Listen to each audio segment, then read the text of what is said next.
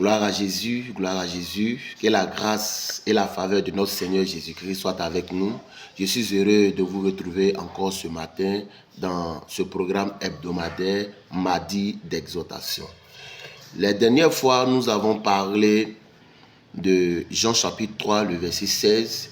Nous avons parlé de comment Dieu a tant aimé le monde qu'il a donné son Fils unique, afin que quiconque croit en lui ne périsse point, mais qu'il ait la vie éternelle. Aujourd'hui encore, nous allons continuer dans cette même lancée, sur ce même thème, avec ce même verset, Jean chapitre 3, le verset 16. Mais aujourd'hui, nous allons parler de quelque chose de particulier, quelque chose d'extraordinaire, quelque chose qui passe inaperçu dans le verset, mais qui est très important pour la compréhension des enfants de Dieu que nous sommes.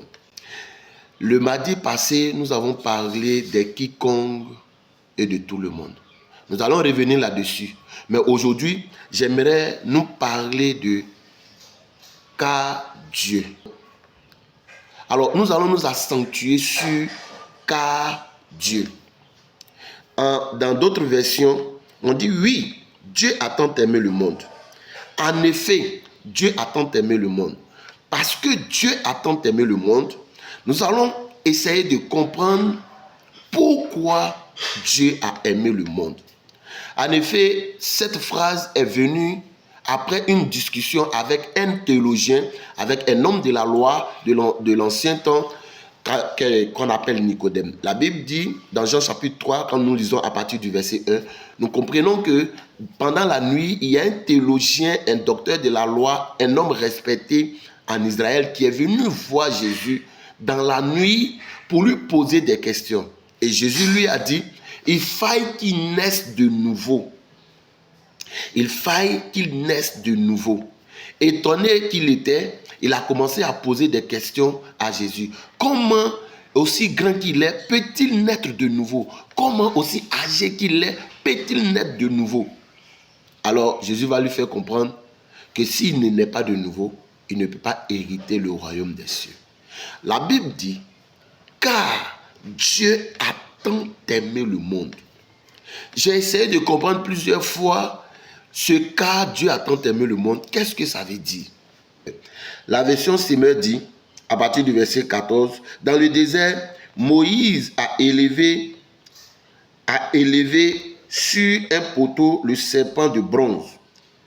De la même manière, le Fils de l'homme doit lui aussi être élevé pour que tous ceux qui placent leur confiance en lui aient la vie éternelle. Et le verset 16 dit ceci, oui, Dieu a tant aimé le monde qu'il a donné son Fils unique, afin que quiconque croit en lui ne périsse point, mais qu'il ait la vie éternelle. Waouh! Waouh, c'est extraordinaire. C'est vraiment extraordinaire. C'est vraiment extraordinaire.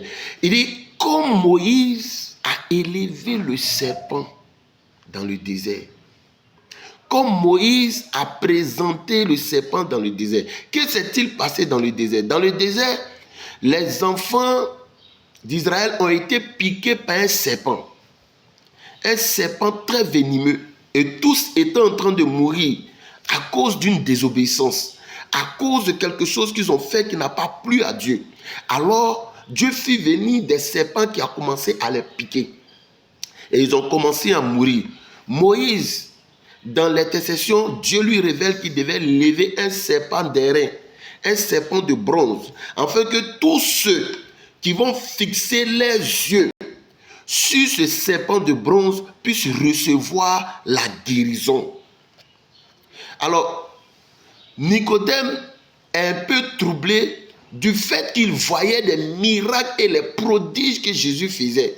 Je suppose qu'il était venu de nuit pour rencontrer Jésus, afin de comprendre le mystère des miracles et des prodiges qu'il faisait, pour que lui aussi, en tant que docteur de la loi, puisse faire ce que Jésus était en train de faire, ou ce que Dieu faisait au travers de Jésus.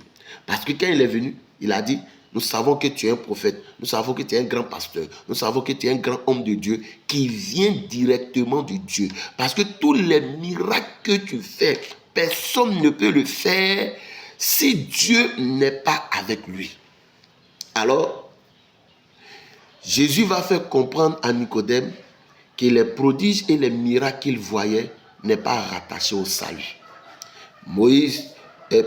Nicodème essaie de comprendre au travers de la parole de Jésus que le salut n'est pas rattaché au miracle.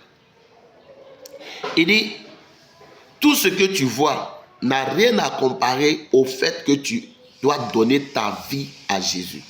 Tout ce que tu vois n'a rien à comparer au fait que tu dois naître de nouveau. Dans la nouvelle naissance, il y a une chose que Nicodème devait comprendre. Il y a un grand amour que Nicodème devait comprendre au sujet de Dieu.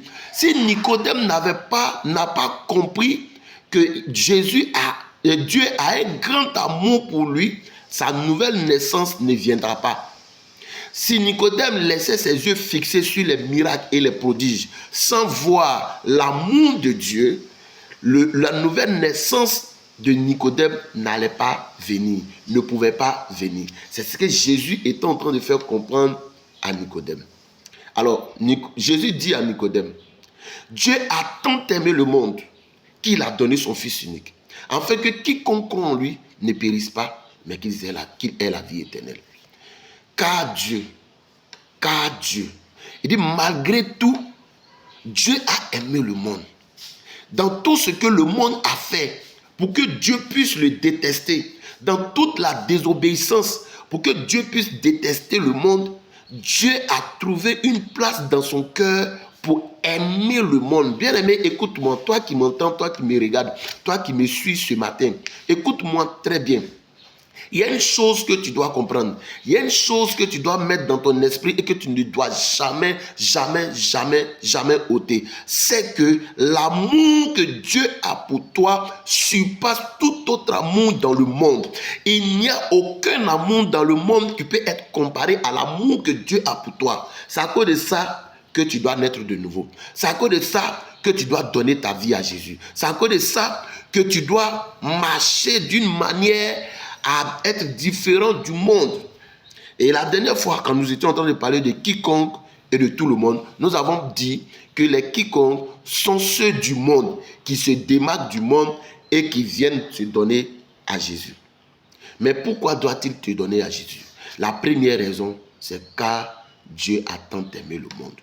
Car Dieu a tant aimé le monde. Il y a un grand amour que Dieu a éprouvé pour le monde. Il y a un grand amour que Dieu a éprouvé pour toi qui es voleur. Il y a un grand amour que Dieu a éprouvé pour toi, toi qui es prostituée. Il y a un grand amour que Dieu a éprouvé pour toi, toi qui te masturbes, toi qui vis dans la prostitution, toi qui vis dans l'impudicité, toi qui vis dans le mensonge. Dieu t'aime de la manière dont tu te trouves, mais il ne veut pas que tu restes comme ça. Il ne veut pas que tu demeures dans le mensonge. Il ne veut pas que tu demeures dans l'alcool. Il ne veut pas que tu demeures dans l'impudicité, dans la prostitution. Il ne veut pas que tu demeures dans la masturbation. C'est pourquoi il te prouve son amour en donnant son Fils pour que toi, tu sois sauvé. Pour que toi, tu aies la vie éternelle. Dieu ne veut pas que tu périsses. Dieu ne veut pas que tu ailles en enfer. Dieu ne veut pas que ses enfants suivent le diable pour aller périr en enfer. C'est pourquoi il a fait le sacrifice de son Fils unique pour que toi, tu sois sauvé. Pour que moi, je sois sauvé. Que Dieu te bénisse. Il y a une chose que tu ne dois pas oublier.